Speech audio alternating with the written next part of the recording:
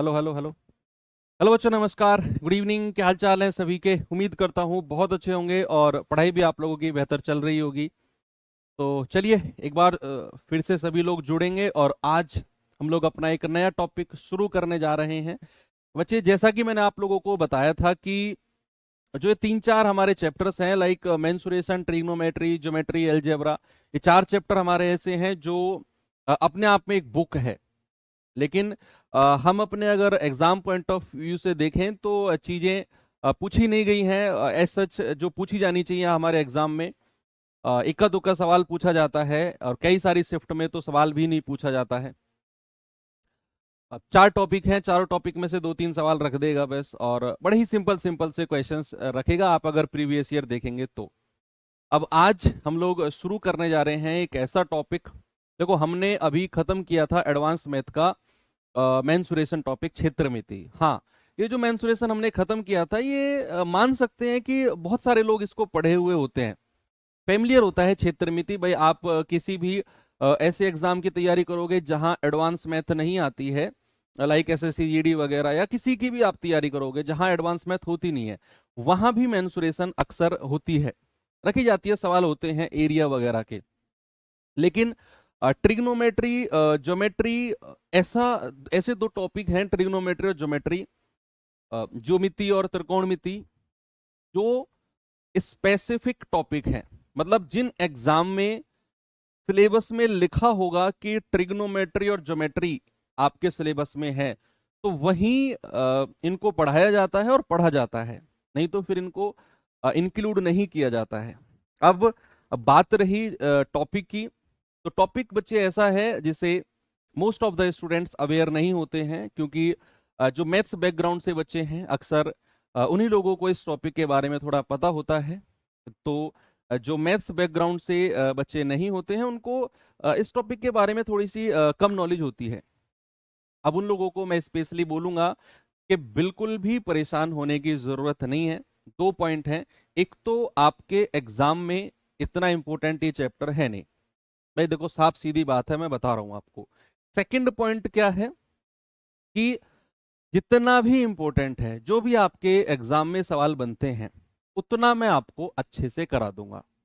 आपको उसी चीज पर, उसी कॉन्सेप्ट पर, उन्हीं सवालों पर फोकस करना है, उन्हीं पर प्रैक्टिस करना है जितना मैं आपको पढ़ाऊं, क्योंकि चैप्टर अपने आप में बहुत डीप है, हम उतने डीप में नहीं जाएंगे। अपने आप में 10-10, 12-12 क्लास, और वो भी 1.5-1.5, पौने-पौने 2-2 घंटे की क्लास के ये चैप्टर हैं। अब मैंने कहा कि हमें केवल चैप्टर्स को नॉलेज में रखना है ना। ऐसा भी नहीं है कि हम इसको छोड़ के चले जाएं, ऐसा भी नहीं है कि हम इसे बिल्कुल भी ना करें कि यार एक आध सवाल ही तो बनता है, बनता बनता है, नहीं बनता है तो छोड़ते हैं, नहीं।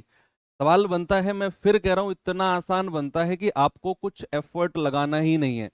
मैं आपको प्रीवियस ईयर क्वेश्चंस भी कराऊंगा जो आपके एग्जाम में बने हैं, और देख लेना, आपको लगेगा कि हाँ यार थोड़ा सा एफर्ट लगेगा और एक सवाल हमारा पक्का है। ट्रिग्नोमेट्री का तो स्पेशली बच्चे मैं आपको बता रहा हूँ कि सीधी स्ट्रेट एंड फॉरवर्ड चीजें पूछी गई हैं आपके एग्जाम में, सीधी स्ट्रेट एंड फॉरवर्ड, यानी कि आपको सीधा वैल्यू निकालना है। विद इन 10 सेकेंड भी 10 सेकेंड भी आपको नहीं लगेंगे और आपका आंसर आपके सामने होगा। इस चैप्टर को मैं रिकमेंड करूंगा कि आप पढ़ लो। तो चलिए शुरू करते हैं। एक बार आपके कमेंट में रिफ्रेश कर देता हूं।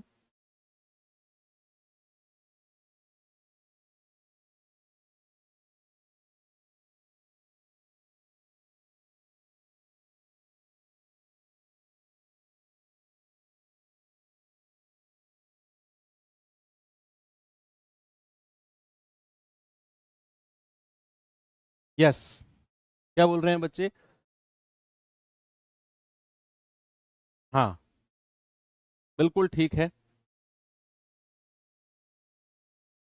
चलो करते हैं बच्चे शुरू अपना टॉपिक, और टॉपिक का नाम है ट्रिग्नोमेट्री यानी कि त्रिकोणमिति। पहले ये देखेंगे कि इसका मतलब क्या है, त्रिकोण मिति।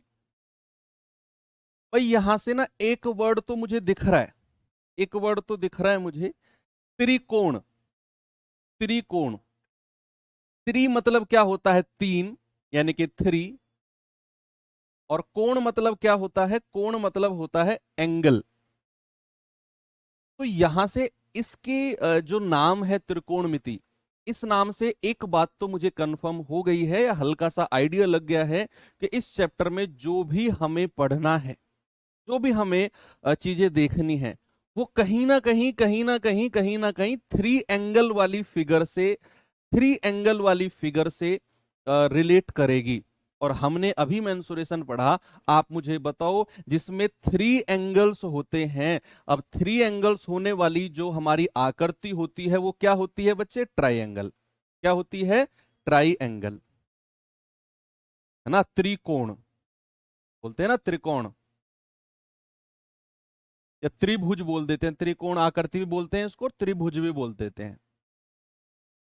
त्रिभुज या त्रिकोण आकृति भी इसको बोला जाता है अक्सर। तो त्रिभुज से ही हमारा सारा का सारा लेना देना होगा, सारा का सारा लेखा जोखा जो भी होगा वो सारा का सारा ट्राइंगल यानी कि त्रिभुज से होगा, जहां पर तीन एंगल बनेंगे। जहां पर क्या बनेंगे? तीन एंगल। और उन त्रिभुज में भी एक ही त्रिभुज पे पूरी ट्रिग्नोमेट्री डिपेंड होती है बच्चे। वो त्रिभुज है हमारा राइट एंगल ट्राइंगल। क्या है? Right angle triangle. त्रिभुज तो हमने बहुत सारे पढ़े हैं ना, है ना भैया। समकोण त्रिभुज, समकोण त्रिभुज, ये तो जो हमने लिखा है, ये तो इस नाम को हमने डिफाइन किया है। कि अब तक हमने देखा त्रिकोणमिति, है ना, ट्रिग्नोमेट्री। तो मैंने आपको बताया कि एक्चुअल में ट्रिग्नोमेट्री या त्रिकोणमिति है क्या? त्रिकोण, तीन एंगल, और तीन एंगल वाली आकृति को क्या बोलते हैं? ट्राइंगल, यानी कि आपका त्रिभुज। अब राइट एंगल ट्राइंगल से ही हमें डील करना है, केवल समकोण त्रिभुज से। उसी में ही हमें देखना है कैसे हमारे चीजें बनती हैं। अब आते हैं इसकी डेफिनेशन पे कि त्रिकोणमिति की डेफिनेशन है, ट्रिग्नोमेट्री की डेफिनेशन क्या होती है। The relation between the relation between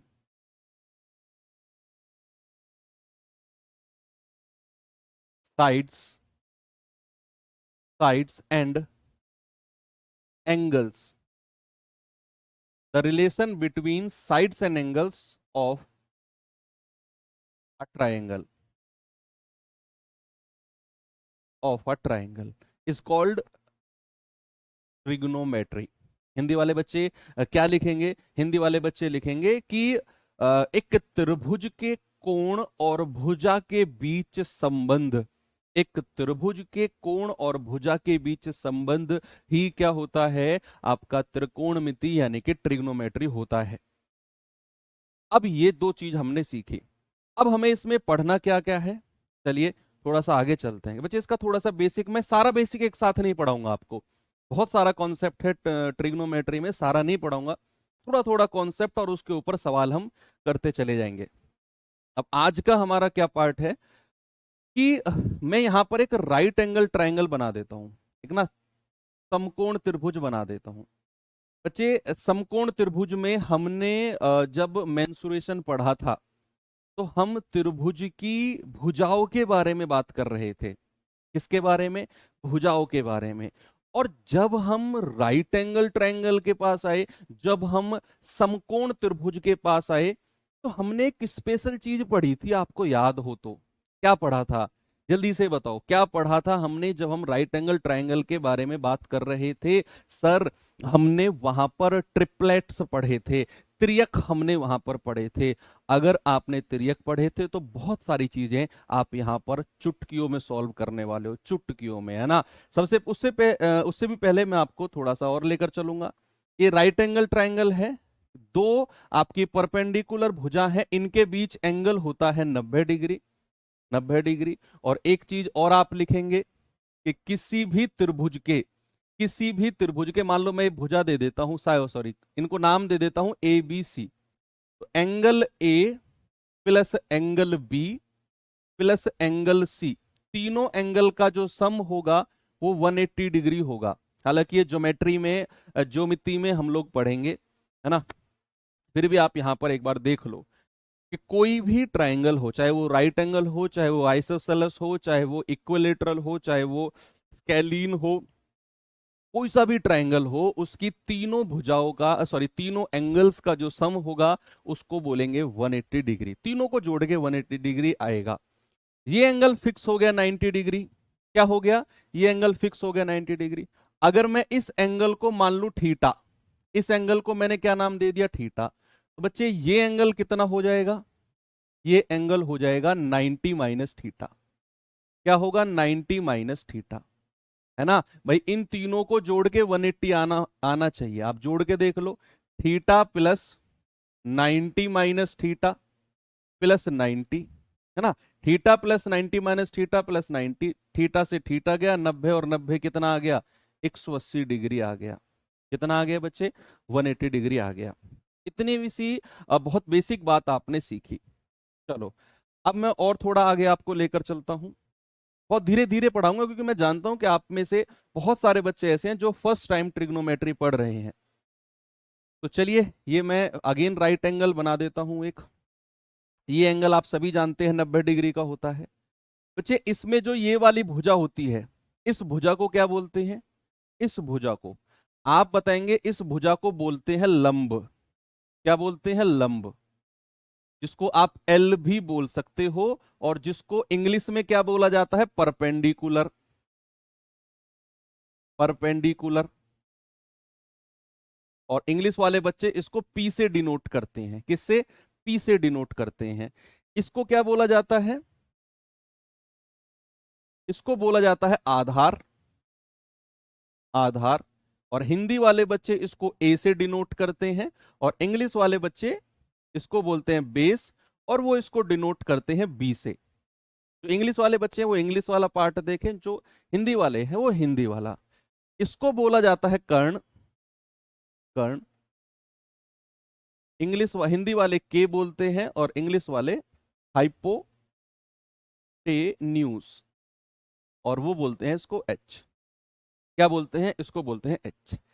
अगर मैं ये वाला एंगल थीटा मान लू, ये वाला एंगल मैंने थीटा डिग्री मान लिया, ये वाला एंगल। अब कुछ रिलेशंस होते हैं बच्चे, कुछ रिलेशंस होते हैं जो हल्का फुल्का मैथ्स पढ़े हुए होते हैं। देखो, हाई स्कूल तक तो मुझे लगता है कि सबने मैथ्स पढ़ा है। हाई स्कूल तक सबने मैथ्स पढ़ा है। तो अगर जो स्टेट बोर्ड वाले बच्चे हैं जो हिंदी में पढ़े हुए होते हैं, उन्होंने पढ़ा हुआ होता है लाल बटे कक्का। पढ़ा हुआ है ना, लाल बटे कक्का। LAL अपॉन के। और जो इंग्लिश वाले बच्चे हैं उन्होंने पढ़ा हुआ होता है पंडित बजरी प्रसाद। आप लिख सकते हो चाहो तो, पंडित बजरी प्रसाद, और हर हर बोले HHB। बात वही है, बात वही है। हिंदी वाले बच्चे ने पढ़ा होता है लाल बटे कक्का, है ना, हल्का सा याद आया होगा। और इंग्लिश वाले बच्चे पढ़ते हैं पंडित बजरी प्रसाद हर हर बोले। अब ये क्या है, क्यों है, कैसे है, अभी देखते हैं बच्चे। इसमें कुछ हमें ना चीजें देखनी है। क्या है अभी बताता हूं। कुछ वैल्यूज हैं ये जो आपके सामने है ना, ये किसी के नाम नहीं है, ये वैल्यूज हैं। किसकी हैं? देखिए, जो ये वैल्यू होती है ना, ये होती है साइन थीटा की। Sine theta. साइन थीटा यानी कि थीटा एंगल अगर मैंने ये रखा, तो साइन थीटा का मतलब होता है L अपॉन के।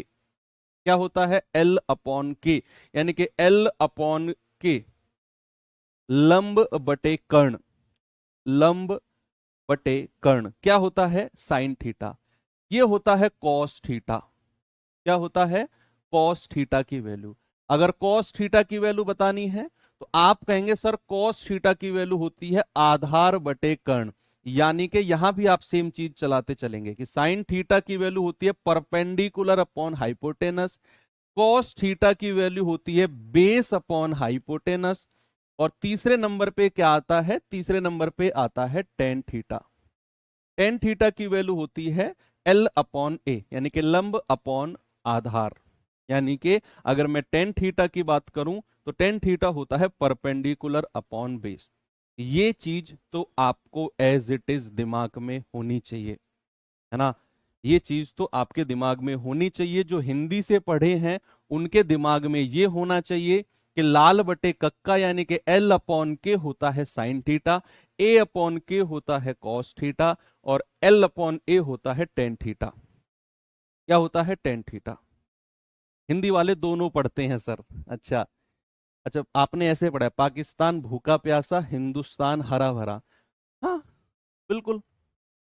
पाकिस्तान भूखा प्यासा हिंदुस्तान हरा भरा। पंडित बजरी प्रसाद हर हर बोले, आप कुछ भी बोल सकते हो। याद रहना चाहिए, मेन चीज क्या है, याद रहना चाहिए। अब कुछ स्टैंडर्ड वैल्यूज हैं। कुछ स्टैंडर्ड वैल्यूज क्या है बच्चे? जैसे आपको मैं बताता हूं कि हाँ, इसमें एक चीज और है। इसमें एक चीज और है कि जो आपका टेन थीटा होता है, या मैं इनवर्स आपको बाद में ही लिखवाऊंगा, या अभी लिखवा देते हैं कुछ इनवर्स। अभी तो साइन कॉस टेन के बारे में हमने पढ़ा है ना? अभी तो हमने क्या पढ़ा है, साइन कॉस टेन के बारे में। अगर मैं आपसे पूछूं या मैं आपको बताऊं कि टेन थीटा जो होता है, टेन थीटा की वैल्यू होती है sine theta upon cos theta. यानी कि साइन थीटा की वैल्यू को अगर आप कॉस थीटा से डिवाइड कर देते हो तो आपको टेन थीटा मिलता है। नहीं तो आप प्रूफ के तौर पर यहां देख सकते हो, यहां पर मैंने लिखा है साइन थीटा ये, कॉस थीटा ये। टेन थीटा की वैल्यू पता है कैसे आई है? देखो, मैंने आपको बताया कि टेन थीटा क्या होता है, sine theta upon cos theta. तो साइन थीटा क्या है, एल अपॉन के। कॉस थीटा क्या है, ए अपॉन के। ए अपॉन के। अब आप देखो, के से के कट गया, बचा क्या, एल अपॉन ए। क्या आपको टेन थीटा की वैल्यू मिल गई जो मैंने यहां पर लिखी थी? तो टेन थीटा की जो वैल्यू होती है बच्चे, वो होती है sine theta upon cos theta. बहुत छोटी छोटी चीजें हैं, आपको ये सोचना ही नहीं है कि कितना कुछ हमें इस चैप्टर में पढ़ना है। जितना भी मैं पढ़ा रहा हूं उसी को ही सब कुछ समझ के बस सीखते चले जाओ। कैसे पढ़ाना है, किस वे में पढ़ाना है, और क्या क्या पढ़ाना है, वो मुझे पता है। मेरे सामने, मेरे दिमाग में प्लानिंग है। अभी जो चीज समझ में आती है उसी को मैं धीरे धीरे आपके साथ लेकर चलूंगा। तो टेन थीटा आपको पता चल गया कि टेन थीटा होता है sine theta upon cos theta. कहीं हमारे पास साइन थीटा की वैल्यू दी हुई है, कहीं कॉस थीटा की दी हुई है, तो हम टेन थीटा आराम से निकाल सकते हैं। दूसरी बात, आगे चलें थोड़ा सा, इसी में ही बताता हूं मैं आपको। आपका साइन थीटा, बहुत सारी वैल्यूज होती हैं। देखो, एक होता है साइन थीटा, एक होता है कॉस थीटा, एक होता है टेन। ये तीनों से तो हम अभी अभी वाकिफ हो चुके हैं। एक होता है फिर कोसेक थीटा, एक होता है आपका सेक थीटा, एक होता है कॉट थीटा। यही वैल्यूज हैं जो हमें देखनी है बस। ये नाम है, आप नाम सोचकर इन्हें याद कर सकते हो कि sine theta, cos theta, tan theta, cosec, sec और कॉट, इनमें कुछ आपस में रिलेशन है। अभी अभी एक रिलेशन तो मैंने आपको बता दिया कि टेन थीटा अगर हमें निकालना है तो साइन अपॉन कॉस करना है। ठीक है। दूसरा, अगर मैं कोसेक थीटा की बात करता हूं, कोसेक थीटा की अगर मैं बात करता हूं, कोसेक थीटा की अगर मैं बात करता हूं, तो बच्चे याद रखना ये वन अपॉन साइन थीटा होता है। क्या होता है, वन अपॉन साइन थीटा। कोई भी आपको साइन थीटा की वैल्यू दी हुई है और कोसेक थीटा अगर निकालना है तो वन अपॉन साइन थीटा करना है। कोसेक थीटा भी क्लियर हो गया। इन दोनों में रिलेशन है। फिर इन दोनों में रिलेशन है कि अगर हमें कॉस थीटा बताना है, ये क्या होता है, वन अपॉन सेक थीटा। या उल्टा भी लिख सकते हैं कि सेक थीटा अगर हमें बताना है, ये होता है one upon cos theta. One upon cos theta. तीसरा, टेन थीटा और कॉट थीटा में रिलेशन होता है। अगर हमें टेन थीटा बताना है या कॉट थीटा अगर हमें बताना है, ये होता है वन अपॉन टेन थीटा। यानी कि हमें, अगर मैं बहुत मोटा मोटा आपसे कहूं, तो हमें केवल दो के बारे में ध्यान रखना है, केवल दो के बारे में, साइन और कॉस। किसके बारे में, केवल साइन थीटा और कॉस थीटा के बारे में। बाकी जितनी भी वैल्यूज हैं, ये जितनी भी आपके सामने वैल्यूज हैं, ये वाली टेन, कोसेक, सेक और कॉट, ये इन्हीं दोनों से बन जाएंगी। इन्हीं दोनों से आप चेक कर सकते हो भाई। साइन और कॉस की सपोज आपके पास वैल्यू है, आपसे टेन थीटा पूछेगा, साइन अपॉन कॉस कर दोगे। आपसे कॉस सेक पूछेगा, आप वन बाई साइन कर दोगे। आपसे सेक थीटा पूछेगा, वन बाई कॉस कर दोगे। इन दोनों से ही सारी वैल्यूज आ जाएंगी। कॉट थीटा पूछेगा, वन बाई टेन कर दोगे। या फिर इसको ऐसे भी कह सकते हैं कि cot theta equals to cos theta upon sine theta. Cos और साइन का उल्टा। टेन का मतलब क्या था, साइन अपॉन कॉस, और कॉट का मतलब होता है कॉस अपॉन साइन। ये लिखते जाएंगे धीरे धीरे। ओके, वेरी गुड, इतनी चीज आपने पढ़ी। अब इसमें कुछ स्टैंडर्ड डिग्रीज होती हैं, स्टैंडर्ड वैल्यूज होती हैं। हालांकि बहुत सारी चीजें हम कल भी पढ़ेंगे, लेकिन आज जितनी चीजों पर हमें फोकस करना है, कुछ डिग्रीज हैं, थीटा के कुछ वैल्यूज हैं कि थीटा की क्या क्या वैल्यूज हो सकती हैं।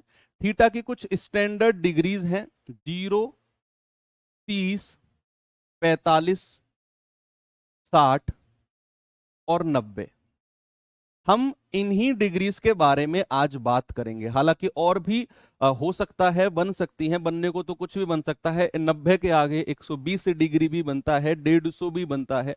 उनके बारे में कल मैं आपको सारा डिटेल में पढ़ाऊंगा। आज हमें जो छोटा सा पार्ट फोकस करना है, वो केवल इतना पार्ट फोकस करना है कि थीटा की वैल्यू हमें 0, 30, 45, 60 और 90 तक ही पढ़ना है। इनके बीच में भी बनती हैं, साइन 75 हो गया, कॉस 75 हो गया, वो फिर फॉर्मूले पे फॉर्मूले लगते हैं उन पे, तब उनकी वैल्यूज निकलती हैं।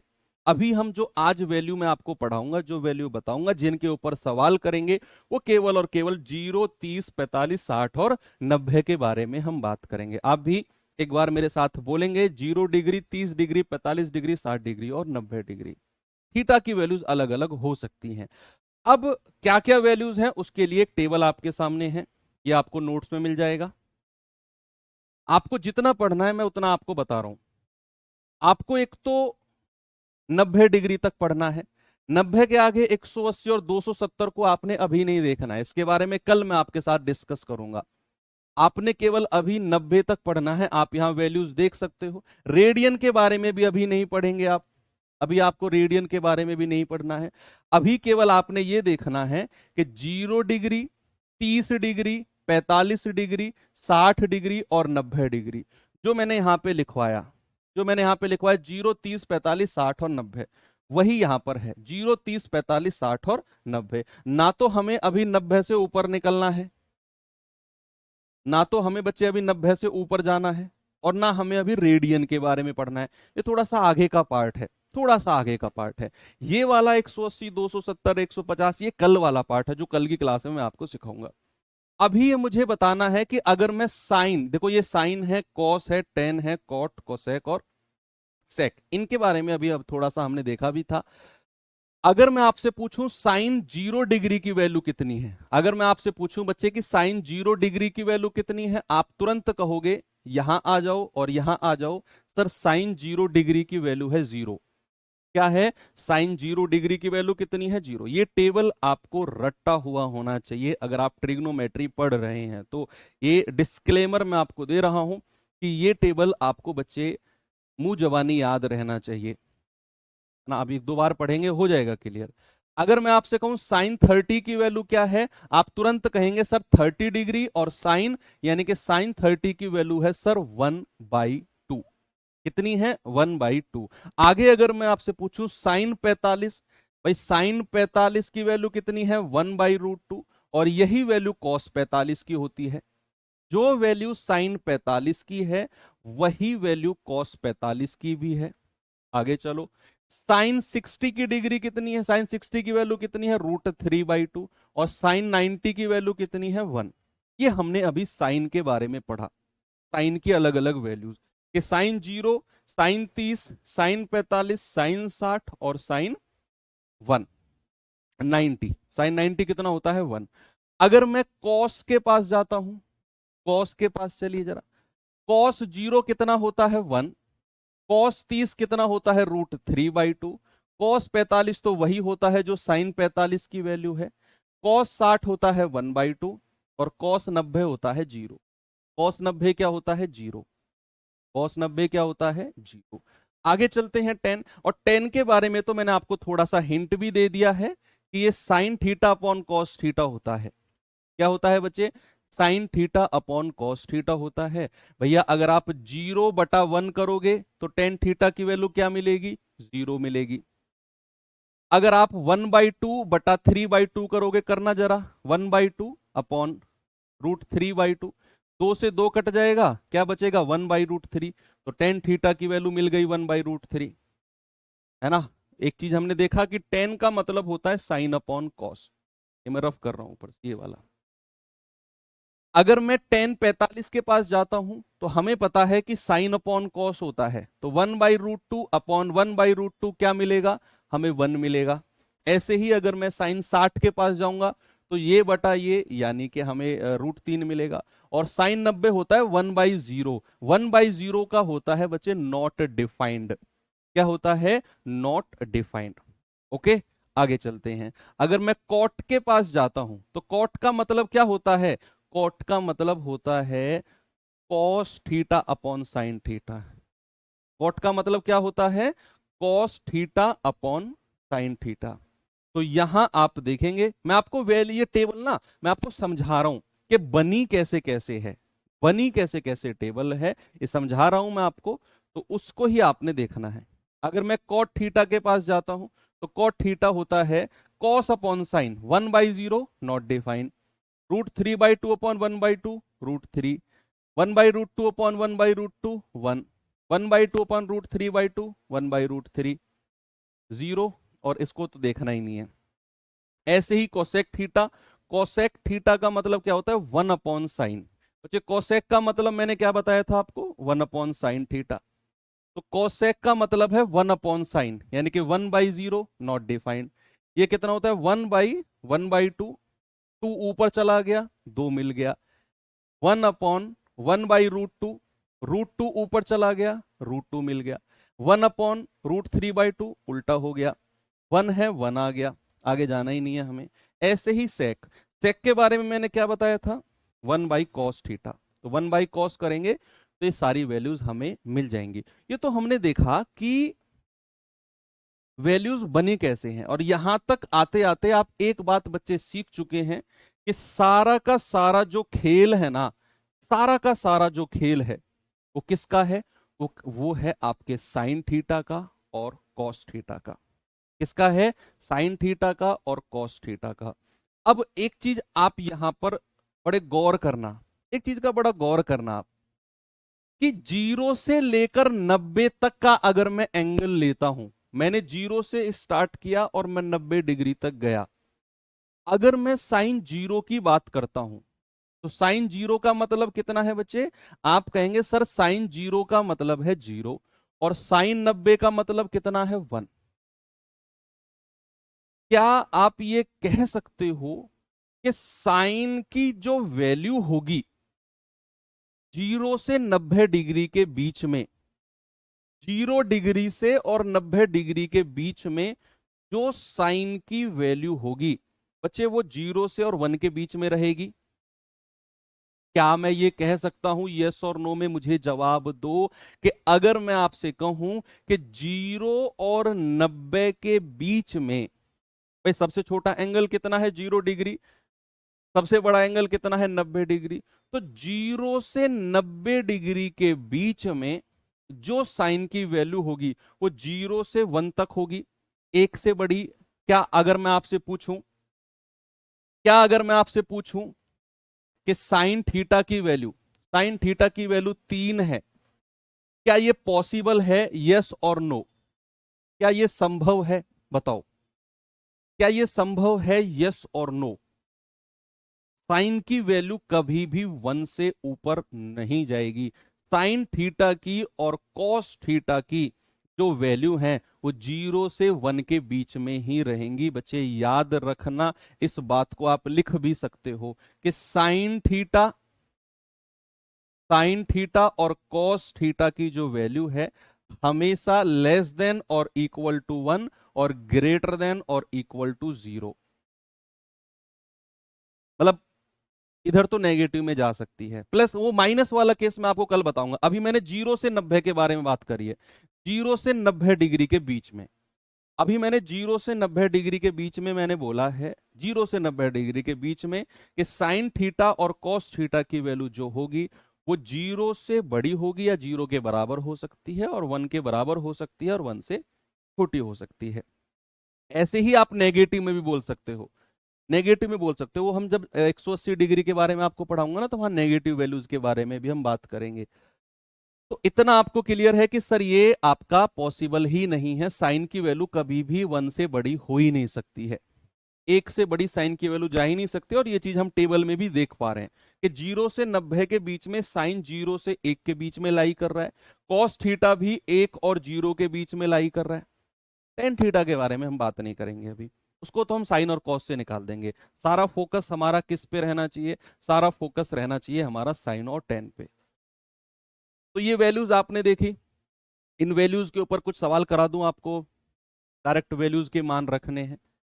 आपको जानकर खुशी होगी कि आपके जो आज की क्लास में आपको कराऊंगा ना, मैंने प्रीवियस ईयर एनालिसिस किया, 70 से 80% सवाल रेलवे में आज के मैं जो 2 टाइप आपको कराऊंगा इन्हीं 2 टाइप से पूछे गए हैं, 70 से 80% सवाल। ठीक है, तो चलिए पहले सवाल पे आते हैं।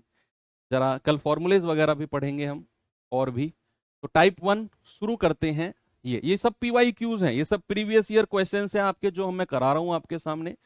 किसी ना किसी एग्जाम में आए हुए हैं ये, ऐसा नहीं है कि मैं अपनी तरफ से बनाकर लाया हूं, कुछ सवाल हैं जो मैंने सेट किए हैं। ऑलमोस्ट क्वेश्चंस आपके अपने किसी ना किसी आपके एग्जाम में आए हुए हैं। कह रहा साइन 45 का मान क्या होगा, what is the value of sine 45। Table याद है, 1 सेकंड में आंसर है। क्या होगा बच्चे, साइन 45 की वैल्यू कितनी है, 1/√2। और यही वैल्यू किसकी होती है, यही वैल्यू साइन 45 की होती है, और यही वैल्यू कॉस 45 की होती है। क्या होती है, मैं आपको टेबल ऐसे भी रटवा दूंगा। यही वैल्यू साइन 45 की और यही वैल्यू कॉस 45 की। 1/2 किसकी वैल्यू होती है, सर साइन 30 की वैल्यू होती है, और कॉस 60 की वैल्यू होती है। किसकी होती है, साइन 30 की और कॉस 60 की। √1 का मतलब क्या होता है, √1 का मतलब 1 ही होता है, और ये साइन 90 की वैल्यू होती है और कॉस 0 की वैल्यू होती है। आगे चलते हैं। अगर मैं 1/√3 की बात करूं तो ये किसकी वैल्यू होती है, साइन 60 की वैल्यू होती है। नहीं, 1/√3 तो साइन में नहीं होता, टेन में होता है, टेन 30 की वैल्यू होती है ये। किसकी होती है बच्चे, टेन 30 की होती है। 1/√3 किसकी होती है, टेन 30 की वैल्यू होती है। इतनी चीज क्लियर हुई आपको। और ये 1 किसकी वैल्यू होती है, आपकी टेन 45 की भी वैल्यू होती है। टेन 45 कॉस 0 साइन 90, इन सब की वैल्यू कितनी होती है, 1 होती है। ऐसे भी आपको धीरे धीरे धीरे धीरे चीजें क्लियर हो जाएंगी। तो आपका साइन 45 कितना हो गया, साइन 45 हो गया 1/√2। आगे चले, चलिए आते हैं कॉट 30 के ऊपर। कॉट 30, कॉट 30 का मतलब क्या होता है। देखो आपको कॉट 30 याद नहीं है, नहीं पता सर, हमने टेबल में याद नहीं किया, लेकिन आपको इतना तो पता है बच्चे कि कॉट 30 जो होता है, कॉट 30 ये कॉस 30 अपॉन साइन 30 होता है। भाई कॉट थीटा क्या होता है, cos theta upon sine theta, होता है कि नहीं, होता है कि नहीं। यस, आप रख लो वैल्यूज। कॉट 30 कितना हो जाएगा, आप कहेंगे सर कॉस 30 होता है √3/2 और साइन 30 होता है 1/2। 2 से 2 कट गया, कितना बचा, √3/1 यानी कि √3। ऐसे भी आप कह सकते हो, या फिर दूसरे तरीके से भी अगर हम कहें तो कॉट 30 को बोला जाता है 1/tan30। भाई कॉट थीटा क्या होता है, 1/10 होता है कि नहीं। कॉट थीटा होता है 1/10, तो आप कह सकते हो 1 और tan30 होता है 1/√3। अभी तो मैंने पिछले क्वेश्चन में आपको बताया 1/√3 tan30 की वैल्यू होती है, और ये 3 ऊपर चला जाएगा, आप सीधा सीधा √3 कह सकते हो। आपका जवाब होगा ऑप्शन नंबर ये। क्या होगा, ऑप्शन नंबर ये बिल्कुल सही जवाब है। अब √2 किसकी वैल्यू होती है, कोई बताएगा मुझे। √2 अगर मैं आपसे पूछूं तो बच्चे √2 किसकी वैल्यू होगी, बताइए।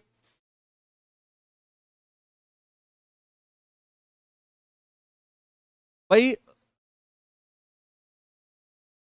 साइन 45 कितना होता है, साइन 45 1/√2 होता है, और साइन का उल्टा कॉसेक होता है। तो कॉसेक 45 की वैल्यू √2 होती है, यही वैल्यू सेक 45 की होगी। तो कोसेक 45 और सेक 45 की वैल्यू भी √2 होगी। ये टेबल आपको रटना है, मैं आपको ऑप्शन से और याद करवाने की थोड़ी सी कोशिश कर रहा हूं। अगर मैं √3/2 के पास जाऊं तो cos 30, है ना, ये लिखा हुआ है हमने cos 30, या फिर इसी को मैं sin 60 बोल सकता हूं। sin 60 की वैल्यू भी √3/2 होती है ना। 1 की अगर हम बात करें तो sin 90, cos 0 और tan 45 और tan 45, इन तीनों की वैल्यू क्या होती है? इन तीनों की वैल्यू 1 होती है। बात क्लियर है? यस। आगे चलते हैं अगले सवाल की तरफ। इस सवाल को करेंगे बच्चे जल्दी से और बताएंगे मुझे इसका जवाब क्या होगा। साइन 45 प्लस कॉस 45 का स्क्वायर। बच्चे साइन 45 की वैल्यू क्या होती है? 1/√2। कॉस 45 की वैल्यू भी 1/√2 होती है और इसका स्क्वायर। √2 कॉमन है तो ऊपर की वैल्यू जुड़ जाती है, ये हो जाएगा 2/√2, इसका स्क्वायर। भाई 2 का स्क्वायर 4 और √2 का स्क्वायर 2। भाई रूट का स्क्वायर तो रूट बाहर आ जाएगा, हमारा आंसर कितना आ जाएगा? 2 आ जाएगा। ऑप्शन नंबर डी हमारा बिल्कुल सही है। क्या बात सही है? ओके। 1/2 किसकी वैल्यू होती है? साइन 30 और कॉस 60 होती है कि नहीं? 1/√2 किसकी वैल्यू होगी? साइन 45, कॉस 45 और 3/2 किसी की वैल्यू नहीं होती है। 3/2 जो है किसी की वैल्यू नहीं होती है। साइन 45 प्लस कॉस 45, 1/√2 प्लस 1/√2 यानी कि 2/√2 का होल स्क्वायर। 2 का स्क्वायर 4 और √2 का स्क्वायर 2। आप कहेंगे 2 दूनी 4। ऑप्शन नंबर फलाना हमारा सही जवाब है। कितना? Option number D. चलिए आगे बढ़ते हैं। ये सवाल करिए, बताएंगे आंसर। जब तक आप टेबल याद नहीं करोगे आपका दिमाग घूमेगा, यार एक चल क्या रहा है? 30 45 10 30 cot 45 cot 30 sec 45 sec 60, ये चल क्या रहा है? जब तक आप इस क्लास को दोबारा देखकर इसकी टेबल को अच्छे से लिखकर एक पेज में सामने रखकर इन सवालों को करते टाइम, अब वो टेबल जो मैंने आपको दिखाई है ना, वो आपकी सामने रखी हुई होनी चाहिए, आपकी उंगली ऐसे चलती रहनी चाहिए उस टेबल पे, वो याद तभी होगी। और मैं कोशिश ऑप्शन की हेल्प से कर रहा हूं कि कुछ वैल्यूज तो आपके दिमाग में अभी छप जाए। जैसे 45 डिग्री छप गया, sine 45 1/√2, cos 45 1/√2, tan 45 1, sine 0 0, sine 90 1, cos 0 1, cos 90 0। 4-5 values हैं जो रट जाएंगी। भाई टेन 30 अपॉन कॉट 30, टेन 30 क्या होता है? 1/√3, 1/√3। और कॉट 60 क्या होता है? कॉट 60 होता है बच्चे 1/√3। क्या होता है? 1/√3। 1/√3 से 1/√3 गया, आपका आंसर आ गया 1। आप इसको दूसरे तरीके से भी कह सकते हो कि टेन 30 और 1/cot 60 को आप टेन 60 भी कह सकते हो। क्या कह सकते हो? टेन 60 कह सकते हैं कि नहीं? भाई ये आपका टेन 30 ऐसे ही मैंने लिख दिया। और दूसरा है cot 60। आप मुझे बताओ, क्या 1/cot थीटा को मैं टेन थीटा नहीं कह सकता हूं? तो 1/cot 60 को मैं अगर टेन 60 कह रहा हूं तो कोई प्रॉब्लम है आपको? नहीं होनी चाहिए। अब आगे देखो, टेन 30 का मतलब क्या होता है? टेन 30 का मतलब होता है आपका 1/√3, 1/√3। और टेन 60 का मतलब क्या होता है? √3। टेन 60 का मतलब √3। ये गया, आपका आंसर 1 आ गया। यहां से भी 1, यहां से भी 1, कहीं से आप कुछ भी कर सकते हो। 1/√2 की अगर बात करूं तो साइन 45, कॉट कॉस 45 की वैल्यू 1/√2। सेम ऑप्शन आ गए ये तो। चलो रूट इसको कर लेते हैं, 1/2 कर लेते हैं, रूट हटा लेते हैं। 1/2, 1/2 किसकी वैल्यू होती है? साइन 30, कॉस 60 की वैल्यू 1/2 होती है। √3 की अगर बात आ जाए तो टेन 60, टेन 60 √3 होता है और कॉट 30 ये √3 होता है। ये 1 तो हमारा आंसर आ ही गया। और वैसे भी 1 किसकी वैल्यू होती है?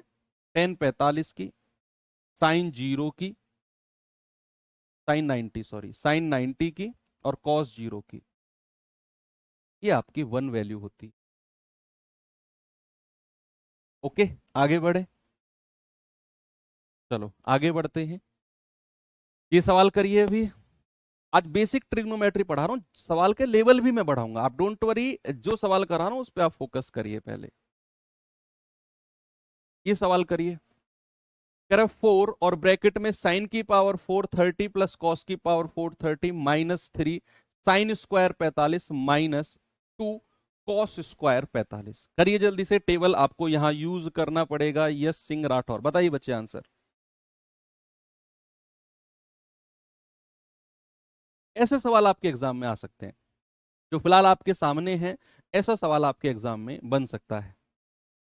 आपको वैल्यू सारी वो कहीं ना कहीं ले जाएगा। भाई साइन 30 की वैल्यू क्या होती है बच्चे, 1/2, और उसकी पावर कितनी है, उसकी पावर है 4, प्लस कॉस 30 की वैल्यू क्या होती है, √3/2, और उसकी पावर कितनी है, 4। ओके, माइनस 3 साइन स्क्वायर 45 यानी कि 1/√2 का स्क्वायर, माइनस 2 गुणा कॉस स्क्वायर 45 1/√2 का स्क्वायर। बताइए भाई जल्दी से उत्तर क्या बनेगा। आप कहेंगे कि सर 4 1/2 की पावर 4 होता है, 2 दूनी 4 दूनी 8 दूनी 16, प्लस ये हो जाएगा 3 √3 की पावर 4। √3 की पावर 4 होता है आपका, देखो √3 का स्क्वायर गुणा √3 का स्क्वायर, यानी कि 3 गुणा 3 कितना आएगा, 9। तो √3 की पावर 4 आएगा आपका 9, और 2 की पावर 4 है 16, माइनस 3, ये कितना है, 1/2, माइनस 2 गुणा 1/2। ओके, चलो बेस बराबर है तो ऊपर की संख्या जुड़ जाएंगी, 4 × 10/16 माइनस 3 2 से 2 गया, 1/2 माइनस 1, भाई 2 एकम 2, ये आ जाएगा माइनस का 1/2। भाई 1/2 में से 1 घटाओगे तो माइनस का 1/2 ही तो आएगा।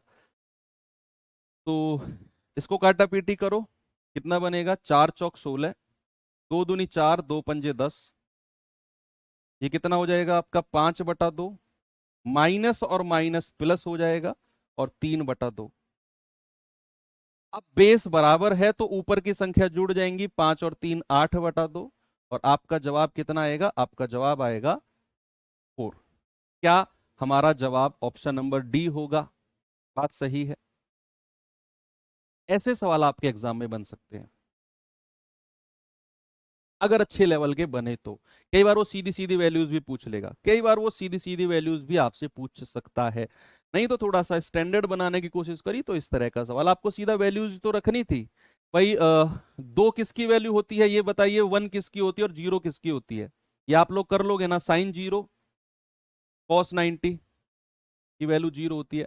1 किसकी होती है, टेन 45 साइन 90 और कॉस 0। अगर मैं 2 की बात करूं तो किसकी होती है, तो होती है कोसेक 30 और सेक 60।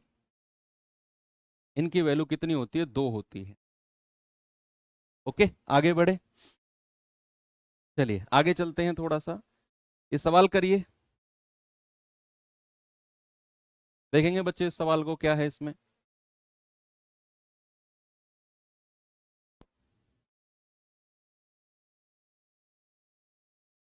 सवाल है 3/4 cot square 30 plus cos square 30 minus 3 cosec square 60 plus tan square 60। सारा खेल आपका टेबल का रहेगा, सारा खेल टेबल का रहेगा। तो 3/4 कॉट स्क्वायर 30, बच्चे कॉट 30 कितना होता है, 10 का उल्टा, और टेन 30 कितना होता है, 1/√3, यानी कि ये हो जाएगा √3 और इसका स्क्वायर, प्लस कॉस 30 कितना होता है, √3/2 उसका स्क्वायर, माइनस 3 कॉसेक 60। कॉसेक क्या होता है, 1/sec, क्या होता है, 1/sec, और 1 सॉरी कॉसेक होता है 1/sin, और साइन 60 क्या होता है, √3/2 इसका स्क्वायर, प्लस टेन 60 कितना होता है, √3 और उसका स्क्वायर। कितना आएगा 3/4 इंटू √3 का स्क्वायर 3 होता है, प्लस ये हो जाएगा 3/2×4 माइनस 3 गुणा √3 का स्क्वायर 3/4 प्लस 3, 3 तिया 9/4 प्लस 3 तिया, सॉरी 3 तिया 9/4 प्लस 3/4 माइनस 3 तिया 9/4 प्लस 3 कुछ गड़बड़ तो नहीं हुआ है? अच्छा नीचे भी था, ओके हमने ये वाला नहीं लिया ना, चलो ठीक है, इसको थोड़ा सा और आगे बढ़ा लेते हैं। हमने वहीं तक किया था, कॉस स्क्वायर 30 तक किया था हमने, कहाँ तक किया था? पूरा लिया था क्या हमने? तो फिर सवाल में ही कुछ गड़बड़ हो सकती है, एक बार मैं अगेन चेक कर लेता हूँ। हो सकता है यहाँ से कुछ ब्रैकेट हो, मुझे ऐसा लग रहा है कि यहाँ से कुछ ब्रैकेट है, पर चलो एनीवे 3/4 कॉट 30 √3 का स्क्वायर, ओके, कॉस स्क्वायर 30 √3/2 का स्क्वायर माइनस 3 इंटू कॉसेक 60। ओ, हमने इसको उल्टा ले लिया ना, इसको हमने उल्टा लिया है, कॉसेक 60 को, इस साइन का उल्टा होता है, तो हो जाएगा 2/√3 का स्क्वायर, साइन का उल्टा होता है, ये होगा,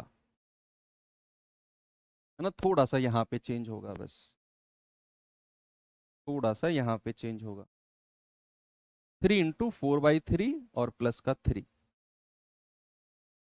ओके। तो कितना आएगा 3 तिया 9/4 प्लस 3/4, 3 से 3 गया माइनस 4 प्लस 3, तो ये बेस बराबर है तो ये जुड़ जाएंगे, 9 और 3 12/4 माइनस 4 प्लस 3, कितना आएगा 4 तिया 12, तो 3 माइनस 4 प्लस 3, भाई 3 और 3 6 माइनस 4 यानी कि आएगा 2, ठीक है, आंसर आ गया 2 आपका, बिल्कुल सही है। हाँ आगे बढ़े, ये सवाल देखिए जरा, बताएंगे इसका जवाब।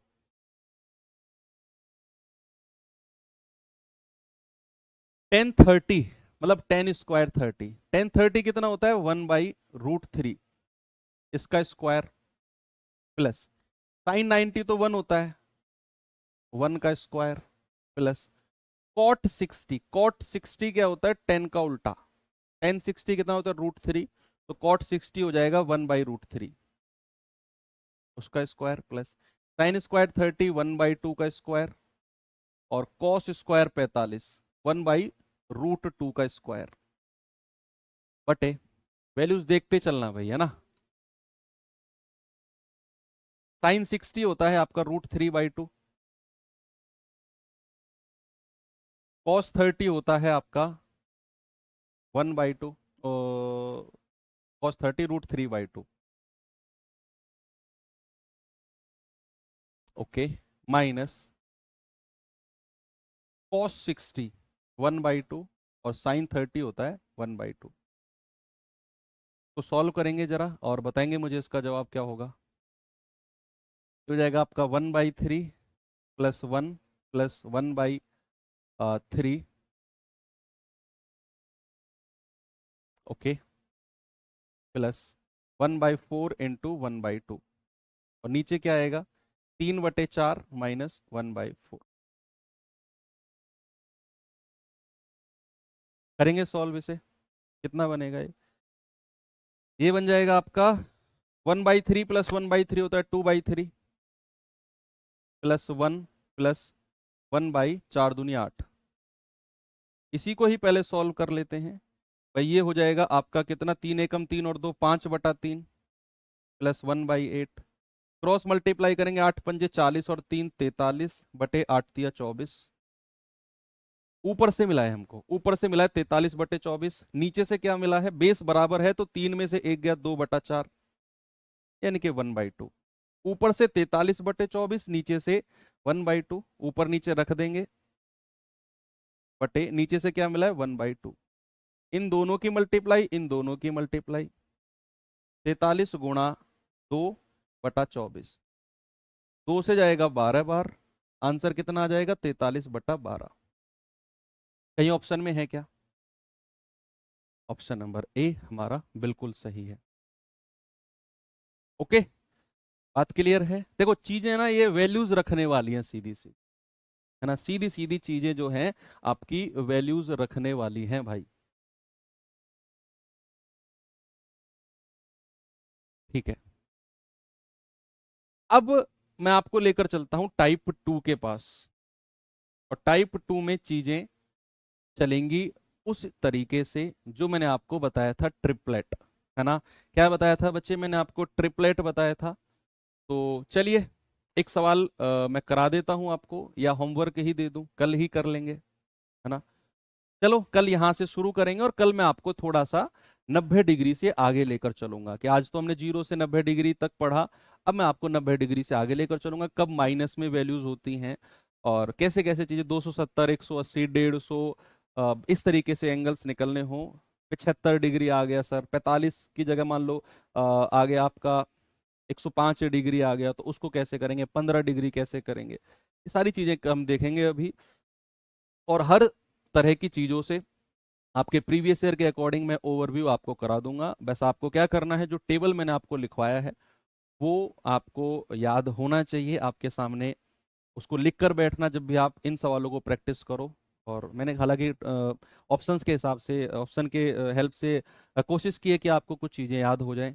एनीवे, चैप्टर थोड़ा सा टिपिकल लग सकता है उन बच्चों को जिन्होंने कभी ये चैप्टर पढ़ा नहीं है, पर अगर आप थोड़ी सी कोशिश करोगे तो हो जाएंगी चीज़ें। बाकी मिलते हैं अब कल के सेशन में, और यहीं से हम शुरू करेंगे। तब तक के लिए थैंक यू, बाय बाय, जय हिंद।